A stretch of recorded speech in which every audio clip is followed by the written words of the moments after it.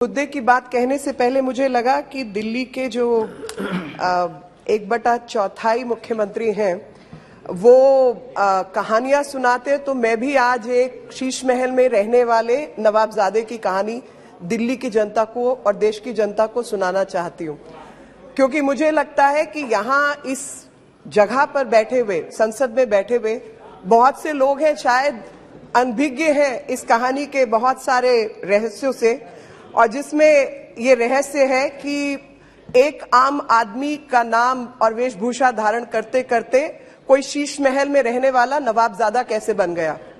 और वही कहानी इस बिल के मूल में है।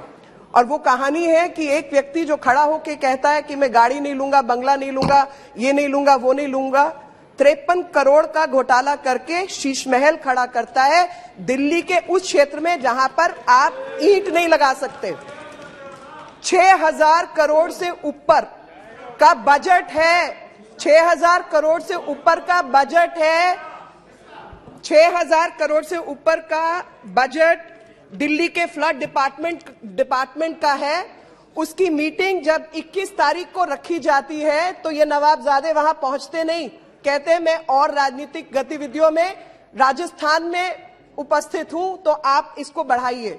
उसकी तारीख 23 की जाती है, 23 को भी ये उस वहां पर नहीं पहुंचते, फिर उसको बढ़ाकर 26 या 30 की जाती है और उसमें कहा जाता है कि मेरे जगह पर, मेरे बिहाफ पर आतिशी मरलेना इसको अटेंड करेंगी। आतिशी मरलेना जो दूसरी मंत्री हैं वो भी नहीं पहुंचती 30 तारीख को, और उस तारीख को बढ़ाकर 6 तारीख को कर दिया जाता है जब दिल्ली के अंदर कम पानी छोड़ने पर बाढ़ आ जाती है।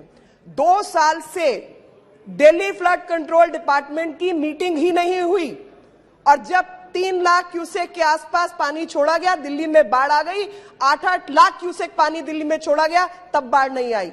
ये बात मैंने इसलिए शुरू की कि आज जब यहां बैठे हुए लोग जिक्र करते हैं दिल्ली का, तो वो भूल जाते हैं कि दिल्ली राज्य नहीं है। और इसीलिए मैंने कहा 1/4 मुख्यमंत्री, क्योंकि पहले तो आधी ताकत कोर्ट ने ही मान लिया कि law and order, land, all these issues will go to central government. ले दे के एक विषय बचा था जिसके ऊपर सारा झगड़ा है, सारा मामला फंसा सर्विसेज के ऊपर। और जब सर्विसेज की बात आई तो सर्विसेज क्यों आवश्यक हुई, मेरे से पूर्व में बोलने वाले मेरे अन्य दल के मित्रों ने कहा कि इंटरप्रिटेशन का अधिकार सिर्फ और सिर्फ सुप्रीम कोर्ट को है। अब अगर हम सब मानते हैं कि इंटरप्रिटेशन का अधिकार सुप्रीम कोर्ट को है, तो सुप्रीम कोर्ट ने ही अपने निर्णय में तय किया है कि दिल्ली जो है वो यूनियन टेरिटरी का अधिकार रखती है, वो स्टेट नहीं है। और यूनियन टेरिटरी चाहे दिल्ली हो या पौंडीचेरी हो, सेंटर का उसमें अधिकार है। और जब विल ऑफ द पीपल की बात आती है तो प्रेसिडेंट ऑफ इंडिया से बड़ा तो विल ऑफ द पीपल कोई और रिप्रेजेंट नहीं करता। प्रधानमंत्री से बड़ी विल तो एक शहर का मुख्यमंत्री रिप्रेजेंट नहीं करता, जहां पर 7 सांसदों को चुनकर भी इसी दिल्ली की जनता ने भेजा है। तो जब ऐसी ऐसी मुश्किलें आती हैं दिल्ली में, मैं कोविड याद दिलाना चाहती हूं या बैठे हुए सब लोगों को, पूरे देश की रिक्वायरमेंट कोविड से पहले ऑक्सीजन की 972 मेट्रिक टन थी, पूरे देश की, जो लिक्विड ऑक्सीजन की, लिक्विड मेडिकल ऑक्सीजन चाहिए होती थी एलएमओ की। कोविड आया, भाई साहब ने एक तो अस्पताल नहीं बनाया, किसी की कोई मदद नहीं की, भोजन की व्यवस्था नहीं की, कोई काम नहीं किया। और ले देकर, क्योंकि दिल्ली कैपिटल सिटी है, पूरा देश और अंतरराष्ट्रीय व्यवस्थाओं की निगाह यहां लगी रहती है, तो केंद्र सरकार को कूदना ही पड़ेगा। आप कैसे कह सकते हैं कि भाई सांसद काम नहीं करेंगे? सांसद बेचारे इंटरवीन नहीं कर सकते, लेकिन उनके ऊपर रिस्पॉन्सिबिलिटी निश्चित की जाती है। जब रिस्पॉन्सिबिलिटी निश्चित की जाती है तो केंद्र सरकार ने सुप्रीम कोर्ट में कहा कि भाई 972 मेट्रिक टन दिल्ली के लिए बहुत अधिक है, हम इतनी सिर्फ दिल्ली को नहीं दे सकते, पूर्वोत्तर के राज्यों से जहां पर आयरन एंड स्टील मैन्युफैक्चरिंग होती है, वहां से ऑक्सीजन को काट करके लाना दिल्ली। और आप अंदाजा लगाइए कि केंद्र सरकार ने क्या कुछ नहीं किया। क्रायोजेनिक टैंकर्स, हवाई जहाज, ट्रेन, सब कुछ लगाकर ऑक्सीजन लेकर आए और लाकर दिल्ली के बॉर्डर पे ऑक्सीजन खड़ी कर दी। बोला जी बताइए कहां भेजनी है, तो उसकी अव्यवस्था थी, इनको पता नहीं था कहां भेजनी है। और जो प्राइवेट अस्पतालों की अपनी व्यवस्था थी ऑक्सीजन लाने की, खरीदने की, उसको तहस नहस करके इन्होंने सरकारी अस्पतालों में वहां पर भेज दिया जहां पर कोई व्यवस्था खड़ी नहीं की थी। दिल्ली के अंदर जब मेडिकल चीजों की व्यवस्था की बात आती है तो एम्स केंद्र सरकार चलाती है, सफदरजंग केंद्र सरकार चलाती है, लेडी हार्डिंग, लेडी इरविन सब केंद्र सरकार चलाती है। कई लाख करोड़ रुपए का खर्चा केंद्र सरकार करती है, अर्बन डेवलपमेंट मंत्रालय करता है। जब इनको कहा गया G20 है, सड़कें ठीक कर लो, तो कहते हैं हम पैसे नहीं देंगे। 700 करोड़ रुपया रोड ट्रांसपोर्ट मंत्रालय ने दिल्ली को दिया है। तो अब आप पूछते हैं कि दिल्ली के अंदर केंद्र का हस्तक्षेप कैसे? दिल्ली के अंदर केंद्र के हस्तक्षेप के बिना दिल्ली चल ही नहीं सकती, क्योंकि शीश महल में रहने वाले नवाबजादे ने 13,500 करोड़ रुपया सिर्फ होर्डिंग पोस्टर के ऊपर खर्च करना तय किया है। और इसलिए यह बिल लाना पड़ा, और यह बिल लाना पड़ा क्योंकि दिल्ली की जनता जवाब हमसे मांगती है। आप जैसों के घर में जब पानी भर जाता है तो आप भी एनडीएमसी को फोन लगाते हैं, दिल्ली सरकार को फोन नहीं लगाते। 70,000 करोड़ का घोटाला जल बोर्ड में होता है तो उसकी जवाबदेही किसी की नहीं होगी।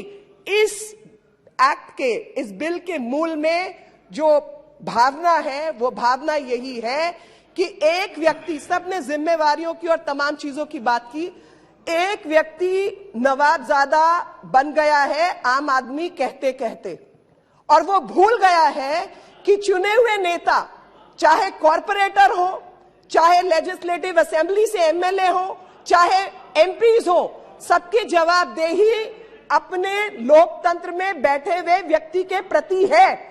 और यहां पर अपनी सब चीजों से हाथ जोड़कर कह देना कि भैया केंद्र की सरकार काम नहीं करने देना चाहती, हम तो करना चाहते हैं। तो मैं इनसे पूछना चाहती हूं, जैसे इससे पहले मेरे कई मित्रों ने कई सारे उदाहरण दिए हैं, मैं उन उदाहरणों पर नहीं जाऊंगी, पर एक रैपिड रेल ट्रांसपोर्ट सिस्टम के लिए इनके पास 400 करोड़ रुपया नहीं है, तो कौन काम नहीं करने दे रहा? एक तरफ कहते हैं हमने इतने स्कूल बना दिए, कॉलेज बना दिए, केंद्र सरकार के खड़े हुए कॉलेजेस और स्कूल्स वो केंद्र सरकार ने बना के दिए।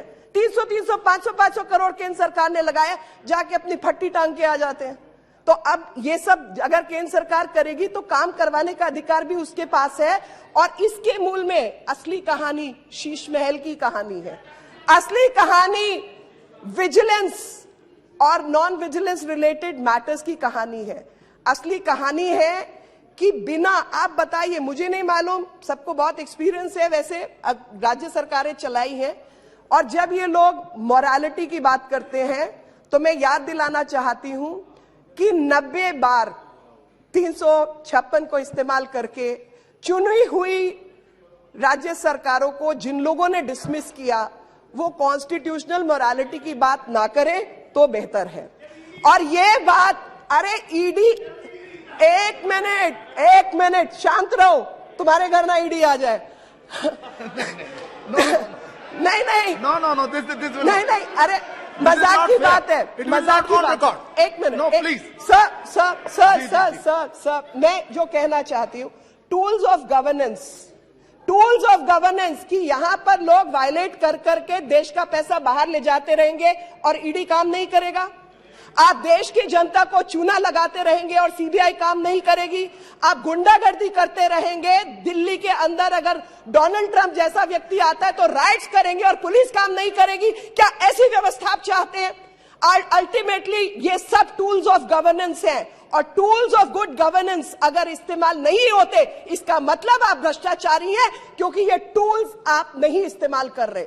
और आज जब दिल्ली की बात आती है, जब इस पर्टिकुलर इनैक्टमेंट की बात आती है, तो मैं इस इनैक्टमेंट में एक चीज याद दिलाना चाह रही हूं, क्योंकि मैंने कहानी शुरू की थी शीश महल में रहने वाले नवाबजादे की। तो शीश महल में रहने वाले नवाबजादे कहा कि 370 पेज मेरे पास है शीला दीक्षित जी के खिलाफ, जिन्होंने भ्रष्टाचार किया है। और जब वो खुद मुख्यमंत्री बने तो वो 370 पेज तो खो गए, उन 370 पेज का तो हिसाब किताब कहीं आया नहीं।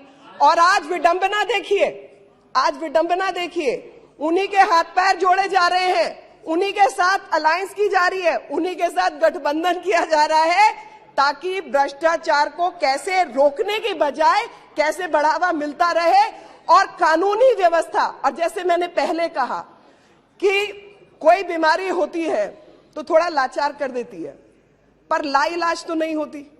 इसी तरीके से संविधान के अंदर लाइलाज कुछ भी नहीं है। अगर बीमारी पैदा होगी तो उसका इलाज भी होगा। और खास तौर पे दिल्ली के अंदर जिन्होंने डेंगू की बीमारी फैलाने का काम किया, कोरोना की बीमारी फैलाने का काम किया, काम नहीं करने का काम किया, इलाज तो होगा ना उसका भी, और ये उसी का इलाज है। आप अंदाजा लगाइए, मैं बाढ़ की बात बार बार लेके आ रही हूं। बाढ़ की बात में 6,500 करोड़ रुपया फ्लड डिपार्टमेंट का खर्च हो जाता है। 250-260 लोग उसमें काम करते हैं, और जब बात की जाती है तो हरियाणा ने नहीं किया, उसके बीच पंजाब आता नहीं, हिमाचल ने काम नहीं किया, बाकी सब ने काम नहीं किया। ये बहुत खास है, इन्होंने काम किया। और फाइनली जब उसमें मिलिट्री को एंगेज करना पड़ता है, आर्मी को लाना पड़ता है, आर्मी के गोताखोर लगते हैं, तो लास्ट लाइन पहले होता है 20 घंटे लगातार काम करने के बाद में आज वो बराज के गेट खुले, और वो बराज के गेटों से सक्शन पंप लगा के, कंप्रेसर लगा के हमने सिल्ट को हटाया। तो भाई सिल्ट कलेक्ट कैसे हुई जब 6,500 खर्च हो गया, ये तो समझा दो। और मिलिट्री के गोताखारों को बाद में धन्यवाद। आप 20 घंटे ऐसे पढ़ के लगता है कि जैसे 20 घंटे यही गोता लगा रहे थे पानी में। तो यही कारण है कि इस एक्ट को लाना पड़ा। और सर्विसेज में जब लेके आए तो सर्विसेज में लाने के पीछे, हाँ मैं इससे पहले अपने मेरे कुछ मित्रों ने कहा है, मैं उसका जवाब देना चाहती हूं। इन्होंने कहा कि ये टारगेटेड लेजिस्लेशन है, मिलिशियस लेजिस्लेशन है। तो जिन्होंने ये दो शब्द यूज किए हैं, टारगेटेड और मिलिशियस, मैं उनको बताना चाहती हूं कि ये पर्पसफुल लेजिस्लेशन है। और वो भी एक कॉन्सेप्ट होता है लेजिस्लेशन को बनाते हुए कि for achieving the purpose. And what is the purpose?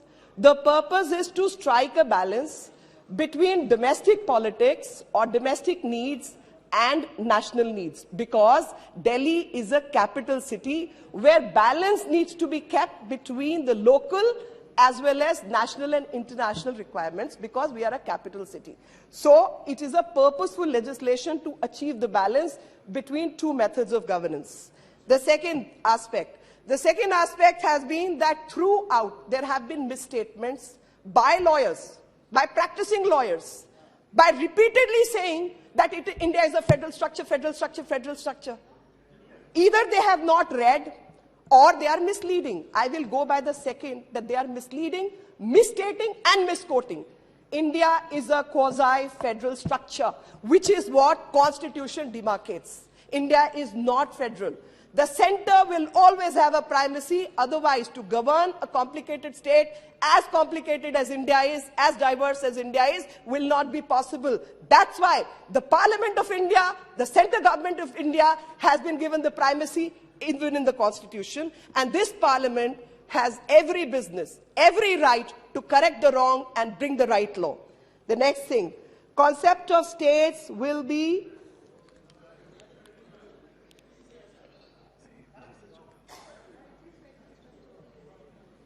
power and responsibility. I'm purposely addressing what the argument have come from the other side. So power and responsibility. I would say if a person, by whichever method, has come to power and becomes irresponsible, will the parliament, I'm so sure, will of the people, we have also seen ballots being rigged. So don't tell me whichever you don't understand. We also understand how panchayat elections have been conducted in West Bengal. So don't tell me all this. I think people of this country are mature enough.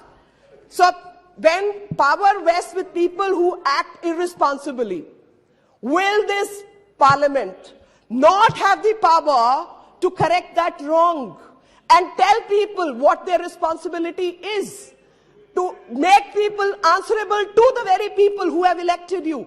So the answer is power and responsibility. The balance needs to be struck, and that balance is what this legislation is seeking to address.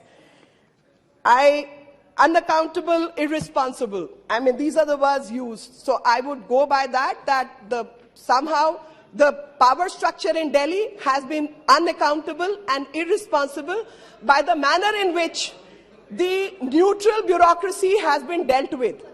I do not know, I can only quote a great example of our own Prime Minister when he was the Chief Minister of Gujarat, and we know how all kinds of cases, fake cases, etc.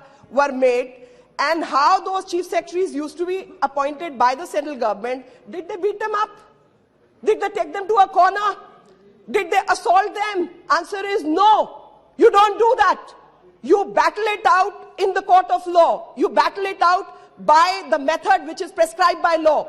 But here, the chief secretary, here the bureaucracy had been put under immense pressure to do the wrong. Arvind Kumar, a person, a bureaucrat working with the office of Deputy CM, is a witness in the case of शराब घोटाला.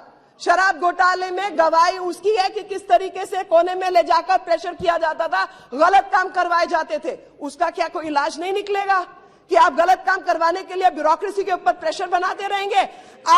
अभी पिनाकी जी ने पढ़ के बताया, judgement में excited है.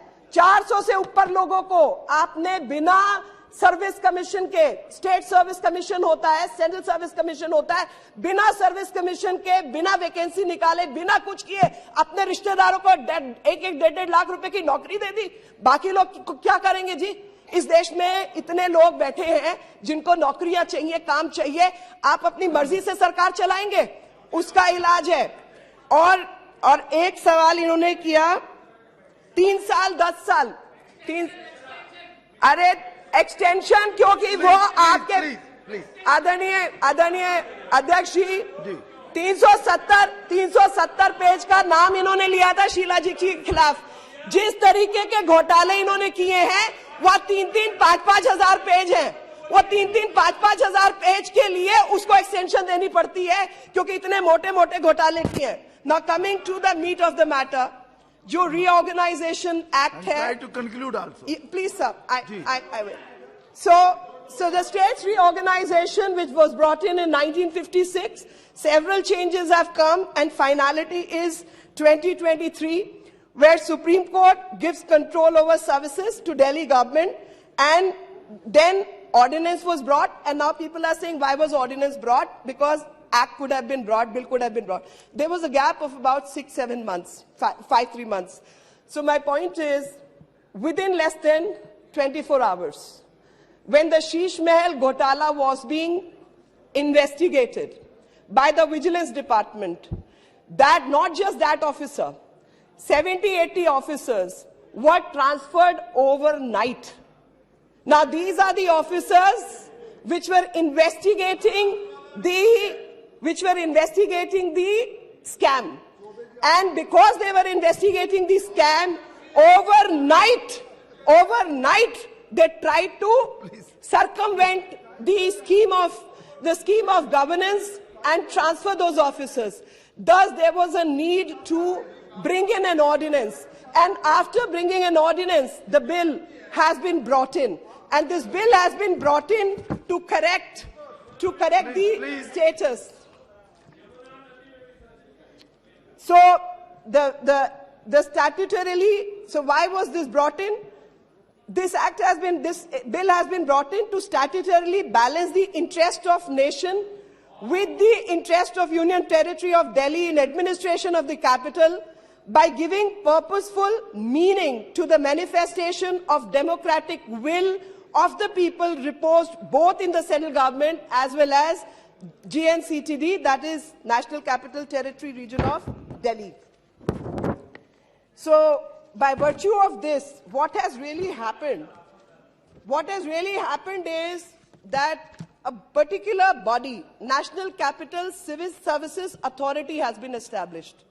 And this National Capital Civil Services Authority will have 3 members. Chief Minister, who is not just the Chief Minister, but also the presiding officer of this committee, of this authority. Will have a member secretary, who's a member secretary of Home Secretary of the state, of Union Territory of Delhi, is going to be the member secretary. Then Chief Secretary of Delhi, because he's the a principal officer dealing with administrative issues. What can it do? It can deal with transfers, postings of officials and disciplinary matters. Sole discretion on several matters, including those related to National Capital Civil Services, summoning, prorogation, dissolution of Delhi Legislative Assembly. This is all what has happened. Now, being the capital of Delhi, being the capital of India, Delhi had been administered by the President of India directly earlier. And a sui generis status was, however, conferred on Delhi, whereby it retained the union territory nature and with a legislature. A lot has been quoted on 239A, entry 43, list 2. Now the judgment, which has been off-quoted, I'm reading that part. So judgment says, in the absence, and I'm sure people familiar with legal procedures know that any judgment records whole kinds of arguments and all kinds of facts, and then it gives certain specific subject matter related statements. So where it says, in absence of any specific parliamentary legislation dealing with the subject of services as contained in entry 41 of list 2 of the 7th schedule specifically and in detail, the Honorable Supreme Court was pleased to pass a judgment on such and such date, and whereas in view of its special status as a national capital, a scheme of administration has to be formulated by parliamentary law to balance both local and national democratic interests which are at stake, which would reflect the aspirations of the people through joint and collective responsibility of both the government of India and government of National Capital Territory of Delhi. So this statutory balance, the interest of nation with interest of union territory, will give purposeful meaning to the manifestation of democratic will. Our constitution, the formation of Delhi as a union territory is unique in itself. It may be remembered that every union territory is administered by the president acting through an administrator, and while any UT may have an elected body, it does not diminish the supreme control of the president and the parliament over them as per the constitutional scheme. आदरणीय अध्यक्ष जी, इसके अंदर इस मामले में जो group A services हैं और या जो दानिक्स हैं, उनके ऊपर पोस्टिंग और इन सब चीजों का अधिकार जो है वो केंद्र का है, सेंट्रल सर्विसेज। और उसके अलावा जो group B, group C, group D, बाकी जो चीजें हैं, उसके ऊपर जो बॉडी रहेगी वो ओवरसी करेगी। इनके अपॉइंटमेंट्स वैसे होंगे कि अगर कोई कॉन्फ्लिक्ट है तो वो मामला लेफ्टिनेंट गवर्नर के पास जाएगा और उनका वर्ड जो है वो सर्वोपरि होगा, only in case of conflict. Otherwise रायशुमारी से ये काम होगा, और रायशुमारी करने में कोई बुराई नहीं है जी। That is what balance is all about, and this balance of power to give जिम्मेवारी and to give responsibility is what this legislation is all about. अंत में मैं एक ही बात कहकर अपनी बात समाप्त करना चाहती हूं, और वो बात है कि जिस तरीके से इन्होंने ये तमाम चीजें की हैं, मिस एडमिनिस्ट्रेशन, मिस गवर्नेंस, तो ऐसे में अगर केंद्र में नरेंद्र मोदी जी की सरकार है और जिनको इन्होंने चौकीदार का नाम दिया था, तो जो चौकीदार की सरकार है वो चौकीदार तो चौकीदारी पूरी करेंगे और नवाब को भी जवाब तो देना ही पड़ेगा और जिम्मेवारी से बच नहीं सकते। Thank you.